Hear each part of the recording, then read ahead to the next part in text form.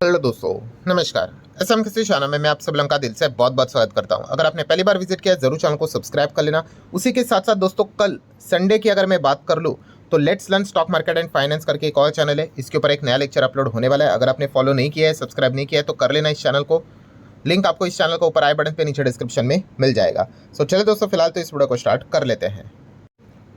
ठीक है दोस्तों, अभी हम लोग आ चुके हैं बिल्कुल हमारे नॉर्मल स्क्रीन के ऊपर। एंड दोस्तों इस वीडियो में हम लोग बात करने वाले एक बहुत ही इंपॉर्टेंट टॉपिक के बारे में। यस, मैं वीडियो के शुरुआत में ही कह देता हूं दोस्तों कि अगर आप कॉन्सेंट्रेशन के साथ इस वीडियो को देखोगे, पूरा देखोगे तो ही कुछ फायदे की बात है। बीच में ही छोड़ के चले जाओगे, आधा अधूरा देख कर चले जाओगे तो आपको पता है भाई कि आधी इन्फॉर्मेशन काफ़ी डेंजरस यहाँ पे होती है। चलो स्टार्ट करते। देखिए टॉपिक की अगर बात कर ले, आपको बताइए हमारा एक और चैनल भी है फ्री स्टॉक मार्केट क्लासेस करके। इसके ऊपर आज के दिन एक बहुत ही इंपॉर्टेंट वीडियो भी आया था कि अभी के वक्त में कौन से शेयर्स में मतलब माल उठाना चाहिए, खरीदारी यहाँ पे करनी चाहिए। एंड इससे रिलेटेड कुछ टेक्निक्स की भी यहाँ पे मैंने बात की थी। अगर आपने ये वीडियो नहीं देखा है तो देख लेना, लिंक ऊपर आई बटन पे दिया है। उस वीडियो की अगर मैं बात करूँ तो वहाँ पे मैंने स्टेप 1 की बात की थी। तीन चार स्टेप की बात की, उसमें से स्टेप 1 कौन सा था कि यस, आपका सेक्टर सिलेक्शन सही होना चाहिए। अगर आपका सेक्टर सिलेक्शन ही अगर गलत रहा तो फिर मतलब अब आधी बैटल वहीं पे हार जाते हो। और सेक्टर सिलेक्शन मतलब क्या है, जैसे मैंने आपको बताया था विटामिन जी होना चाहिए। विटामिन जी का अर्थ क्या है? जी stands for growth. And growth सबसे ज़्यादा किस में रहती है तो आपको बताइए फ्यूचर ओरिएंटेड बिजनेस में।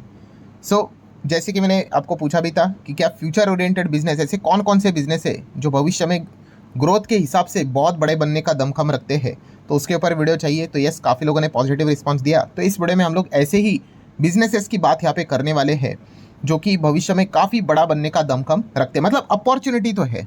ठीक है, हालांकि मैं वीडियो के शुरुआत में ही बता दूं दोस्तों कि ये जो फ्यूचर ओरिएंटेड बिजनेस होते हैं, चाहे आप इनको सनराइजिंग सेक्टर बोलो, न्यू एज टेक्नोलॉजी सेक्टर बोलो, इनमें रिस्क भी काफ़ी होती है। और रिस्क मतलब क्या, तो जैसे कि आपको बताया कि ये इस प्रकार के सेक्टर पहले अवेलेबल थे ही नहीं। तो इन सेक्टर्स को लेकर ना कोई रूल्स रेगुलेशन नहीं थे। फिर ये सेक्टर बड़े होने लगते हैं तो अचानक से सरकार फिर नए नियम कानून कायदे लेकर आता है। एंड अगर नियम कानून कायदे अगर सेक्टर के काफ़ी ही खिलाफ हुए तो सेक्टर पूरा बंद भी हो सकता है। यस, एंड इस प्रकार की चीज़ें हुई भी है। जैसे कि एक एग्जांपल देना चाहूँगा आपको कि इसी प्रकार से हम लोग पहले भी चीज़ों को स्टडी करते थे। एक सेक्टर को हम कवर करते थे, वो था online gaming sector. Yes, online gaming की अगर बात कर ले, काफ़ी ज़बरदस्त ग्रोथ हम लोग को देखने को मिल रही थी। बट यहाँ पे जो ऑनलाइन गैम्बलिंग वाले हैं, ठीक है, गैम्बलिंग उन्होंने यहाँ पे क्या कर दिया, लूप होल को फाइंड किया। ऑनलाइन गेमिंग गैम्बलिंग पूरा मिक्स हो गया। आपको पता ही है, सरकार भी परेशान हो गई कि इसको रेगुलेट कैसे करे। गैम्बलिंग वाले ने भी गेमिंग की तरह ही चीज़ें बना ली, बट अल्टीमेटली गैम्बलिंग तो गैम्बलिंग ही है। और फिर फाइनली सरकार भी परेशान होकर सब कुछ जीएसटी बीएसटी सब कुछ किया, बट फाइनली सरकार को क्या करना पड़ा, पिछले साल नया बिल लाना पड़ा ऑनलाइन गेमिंग को लेकर। ठीक है, और इस चीज़ के चलते आरएमजी रियल मनी गेमिंग को ही बैन कर दिया सीधा। एंड फिर आपने देखा होगा कि पूरा सेक्टर ही कोलैप्स हो गया। मतलब पॉइंट क्या है दोस्तों, ये मैं शुरुआत के इतना टाइम आपको बता क्या रहा हूँ कि ये जो नए सेक्टर्स जो होते हैं, ठीक है, उसको लेकर कोई नियम कानून कायदे नहीं होते, क्योंकि अभी अभी स्टार्ट हुए ना। तो कभी भी नए नियम कानून कायदे अगर आए तो ऐसा हो सकता है कि झटका भी लग सकता है। ये कंक्लूजन आपको मतलब पॉइंट यहाँ पे पता होना चाहिए। कंक्लूजन क्या है बॉस, कि आपने 24/7 भाई अलर्ट रहना चाहिए। जो मतलब बोलते हैं ना, जो पर्सनालिटी अलर्ट मोड पे नहीं रहती ना, वो मार्केट में हमेशा पीसा जाता है। ठीक है, बाद में देखा जाएगा, ठीक है, देख लेंगे क्या होता है। और जो 24/7 अलर्ट रहता है, अपडेटेड रहता है, ठीक है, वो मार्केट में काफ़ी आगे जाता है। तो ये पहला मैंने आप लोगों को एग्जाम्पल क्यों बताया, ठीक है, अभी तक तो मैंने चीज़ों को स्टार्ट भी नहीं किया। क्यों? क्योंकि ये चीज़ें आपको पता होनी चाहिए। और जो इन चीज़ों को स्किप करता है वो बोलता है छोड़ो ना यार, डायरेक्टली नाम बताओ, बात खत्म करो, तो कोई फ़ायदा नहीं भाई, वो अल्टीमेटली आगे जाके नुकसान ही करेगा। दो इंपॉर्टेंट पॉइंट होते हैं, उनमें से पहला पॉइंट मैंने अभी हम स्टार्ट यहाँ पे करेंगे कौन से, कि फ्यूचर ओरिएंटेड सेगमेंट, मतलब जहाँ पे ग्रोथ होनी चाहिए। इस प्रकार के बिजनेसेस को अगर आप स्टडी करोगे, वहाँ के स्टॉक्स को अगर आप स्टडी करोगे तो आपके जीतने के चांसेस रहते। तो स्टार्ट करते हैं दोस्तों, कुल मिला के 10-11 सेक्टर को हम कवर करेंगे। चलो स्टार्ट करते पॉइंट नंबर 1 के साथ, जो कि है रेयर अर्थ मिनरल्स। आप चाहो तो रेयर अर्थ मिनरल्स बोलो, मेटल्स बोलो, एलिमेंट बोलो, एक ही है। रेयर अर्थ एलिमेंट की बात कर ले दोस्तों, तो रिसेंटली हम लोगों ने देखा था बजट में भी सरकार ने रेयर अर्थ कॉरिडोर से रिलेटेड बहुत बड़ा अलोकेशन अनाउंसमेंट यहाँ पे किया था। क्यों रेयर अर्थ एलिमेंट की अगर बात कर ले तो इंपॉर्टेंट क्यों है, जैसे रिसेंटली हम सभी लोगों ने देख लिया, इससे रिलेटेड जो भी चीज़ें हैं मैक्सिमम किधर होती है, चाइना में ही होती है। 90% तो चाइना ही इसका मार्केट शेयर लेकर बैठा हुआ है। और ये एक ऐसी चीज़ है जो हर एक चीज़ में, मतलब सोलार की अगर बात कर ले, डिफेंस की बात कर ले, सेमीकंडक्टर की बात कर ले, एविएशन, स्पेस की बात कर ले, डिफेंस, सभी जगह में इसका इस्तेमाल होता है। इम्पॉर्टेंट मतलब पॉइंट क्या है दोस्तों यहाँ पे कि अगर आप चाइना के ऊपर निर्भर होने लग गए तो आपकी बैंड बजेगी। अमेरिका की भी अगर बात कर रहे हैं, आपको पता ही होगा अमेरिका टैरिफ खेलता था, चाइना के ऊपर बोलता था 200% टैरिफ, फिर वो बैकफुट पे आता था। क्यों? चाइना के पास यही तो सबसे बड़ा हथियार है रेयर अर्थ एलिमेंट का। वो बोलेगा ठीक है आपको टैरिफ लगाना है ना, आपका रेयर अर्थ का जो इंपोर्ट है वही बंद करवा देता हूँ, रिस्ट्रिक्ट करवा देता हूँ। ऑटोमेटिकली अमेरिका घुटने पे आता था और उसका ये भी नहीं, ऑल्टरनेटिव भी अवेलेबल नहीं है। मतलब क्या है दोस्तों, रेयर अर्थ एलिमेंट की अगर मैं बात कर लूँ, ये काफ़ी इंपॉर्टेंट चीज़ है। इसमें काम करने वाली कंपनियां को आप ज़रूर स्टडी यहाँ पे कर सकते हैं। नो डाउट ये सरकार के काफ़ी कंट्रोल में रहता है, तो कभी भी कोई भी खबर आ सकती है, आपको पता ही है। तो इससे रिलेटेड आपको हमेशा चौकन्ना रहना पड़ेगा। सेकेंड सेगमेंट की अगर बात कर ले दोस्तों, तो वो है रिन्यूएबल एनर्जी। अभी रिन्यूएबल एनर्जी में सब कुछ आ गया, सोलर आ गया, विंड आ गया, बैटरी आ गया, हाइड्रोजन आ गया। बहुत लंबा चौड़ा सेगमेंट है, पर यस ये कोविड के बाद इसकी डिमांड काफ़ी बढ़ी और फिलहाल जो चीज़ें चल रही है मिडल ईस्ट में, उसके बाद तो इसकी डिमांड और भी बढ़ने वाली है कि भाई एनर्जी को लेकर ठीक है, हमें क्या करना है, यहाँ पे खुद के ऊपर ही निर्भर यहाँ पे रहना है। और हमारे इधर इतनी अच्छी खासी धूप आती है, हवा चलती है, भाई इस चीज़ के चलते एनर्जी बनाओ। टाइम लगेगा बट कभी ना कभी तो जीरो से स्टार्ट करना पड़ता है। तो इससे रिलेटेड काम करने वाली कंपनियां काफ़ी अच्छा कर रही है। देन पॉइंट नंबर 3 भी इसी से जुड़ा हुआ है, इलेक्ट्रिक व्हीकल। यस, ईवी की अगर बात कर ले, अभी जो चल रहा है मिडल ईस्ट में, उसका सबसे बड़ा ऑल्टरनेटिव तो यही है कि पेट्रोल डीजल की गाड़ियों को साइड करो और इलेक्ट्रिक व्हीकल को अपनाओ। हाँ ठीक है, काफ़ी लोग ये कमेंट लिखते हैं जो बिल्कुल सही है, सर अभी तो रिसेंटली देखा कि आग लगती है, बहुत सारे एक्सीडेंट्स भी हमने देखे। ठीक है भाई, शुरुआत में ये सारी चीज़ें होंगी ही। ठीक है, जैसे जैसे हम टेक्नोलॉजी को आगे बढ़ाकर लेकर जाएंगे इंप्रूवमेंट आएगा। ठीक है, जो एरर्स है भाई वो कम धीमे धीमे होंगे। बट येस, यहाँ पे भी हम कह सकते हैं बहुत अच्छा स्कोप देखने को यहाँ पे मिल रहा है। और ईवी मतलब सिर्फ 4 व्हीलर नहीं, इसमें 2 व्हीलर भी आ गया, हेवी व्हीकल्स भी आ गए, तो इनके ऊपर भी आप क्या कर सकते हो, स्टडी यहाँ पे कर सकते हो। पॉइंट नंबर 4 की अगर मैं बात कर लूँ दोस्तों, तो वो है ड्रोन सेक्टर। यस, ड्रोन को लेकर तो भाई मैं कब से वीडियो बनाकर आपको बता ही रहा हूँ कि भाई ये सेक्टर तो एकदम ही कमाल का है, क्योंकि ये मल्टीपल चीज़ों में इस्तेमाल होता है। ठीक है, लॉजिस्टिक में इस्तेमाल, डिफेंस में इस्तेमाल, माइनिंग में इस्तेमाल, कंस्ट्रक्शन में इस्तेमाल। जैसे मैं बार बार एग्जांपल देता हूँ, अभी भी मैं कल परसों ही मैंने वीडियो बनाया था कि अभी आईपीएल रहेगा, आईपीएल का भी ओपनिंग सेरेमनी में देख लेना ड्रोन शो रहेगा। या फिर अभी T20 वर्ल्ड कप हुआ था, उसके फाइनल में भी आप लोगों ने देखा होगा, या फिर वुमेन्स वर्ल्ड कप के भी फाइनल में आपने देखा होगा, क्या था, ड्रोन शो थे। ठीक है, तो ड्रोन का इस्तेमाल मल्टीपल चीज़ों में रहता है। पिक्चर भी लोग बनाते हैं, ठीक है, उसमें भी ड्रोन के शॉट्स लिए जाते हैं। बहुत सारे लोग ब्लॉगिंग करते हैं, ड्रोन का इस्तेमाल करते हैं। कितना मल्टीपल पर्पज़ के लिए इस पर्टिकुलर प्रोडक्ट का इस्तेमाल होता है, डिफेंस के लिए भी, नॉन डिफेंस के लिए भी। सो ड्रोन सेगमेंट को तो आपने बहुत डिटेल में स्टडी करना चाहिए, बहुत इंपॉर्टेंट चीज़ है। एंड अभी मिडल ईस्ट में जो चल रहा है, ईरान ने जो नाक में दम करके रखा है, वो सबसे बड़ा उसका मैन ऑफ द मैच भाई ड्रोन ही है।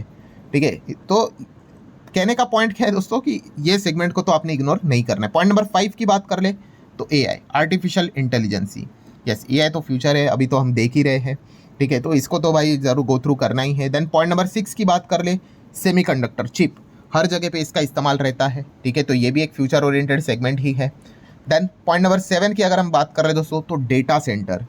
ठीक है, तो ये भी एक फ्यूचर ओरिएंटेड सेगमेंट देखने को मिल रहा है। बजट में इसको लेकर भी, सेमीकंडक्टर की बात कर ले, डेटा सेंटर की बात कर ले, सबको लेकर हम लोग को अनाउंसमेंट होते हुए देखने को मिला। और सिर्फ बजट ऐसा नहीं, आउटसाइड बजट भी कितने सारे अनाउंसमेंट हम लोग को होते हुए देखने को यहाँ पे मिल चुके हैं। सरकार ने बहुत सारे मतलब अलग अलग नियम भी निकाले हैं कि अगर आप इंडिया से रिलेटेड ही डेटा सेंटर सेटअप करते हो, यहीं पे काम करते हो, इस्तेमाल करते हो, तो आपको कितने लंबे समय तक टैक्स हेवन दे के रखा हुआ है, टैक्स देने की ज़रूरत नहीं है। तो ये क्यों किया जा रहा है? क्योंकि यही फ्यूचर है भाई, इसी में ही आपको इन्वेस्ट करना पड़ेगा। सो इससे रिलेटेड कंपनीज को आप क्या कर सकते हो, स्टडी कर सकते हो। पॉइंट नंबर 8 की अगर बात कर ले दोस्तों, तो साइबर सिक्योरिटी बहुत बहुत ज़्यादा इंपॉर्टेंट है दोस्तों। ठीक है, अब धीमे धीमे हम ऐसे आगे जंग में आप आगे बढ़ेंगे ना दोस्तों, ये मतलब साइबर वॉर भी आपको आगे भविष्य में बहुत बड़ा देखने को मिलने वाला है। ठीक है, तो साइबर सिक्योरिटी से रिलेटेड चीज़ों का आप स्टडी कर सकते हो। दुनिया भर में अभी बहुत सारी कंपनी आपको देखने को मिल जाती है, तो आप उनको गो थ्रू कर सकते हो। देन पॉइंट नंबर 9 की अगर मैं बात कर लूँ, तो दोस्तों quick commerce. Yes, quick commerce की बात कर ले तो आप देख सकते हैं ई-कॉमर्स को भी इन्होंने पछाड़ दिया।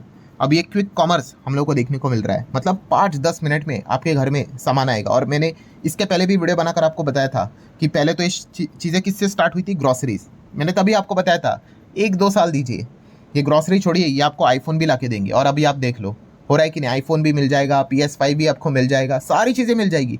धीमे धीमे रुको, सब कुछ आपको, ये मतलब टीवी, फ्रिज, वॉशिंग मशीन सब कुछ मिलेगा भाई 5-10 मिनट में, 15 मिनट में, आधे घंटे, चलो मैक्स टू मैक्स आधे घंटे में।